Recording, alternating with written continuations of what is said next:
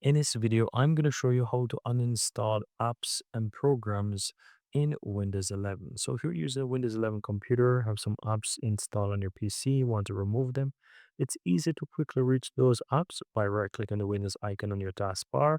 And at the top, you have Install Apps. You click on that and it's going to take you right into your installed applications.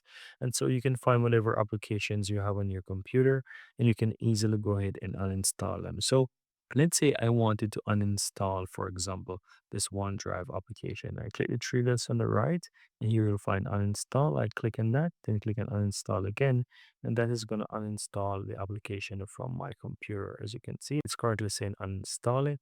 And once it is done, it's going to remove from my PC. While this is doing, I want to mention something. There are times when you uninstall application from your PC and it's going to say it requires a restart. So if you ever uninstall any application from your computer and it tells you that it needs to restart, go ahead and restart your PC. Also, you will experience this as well when you want to uninstall multiple application.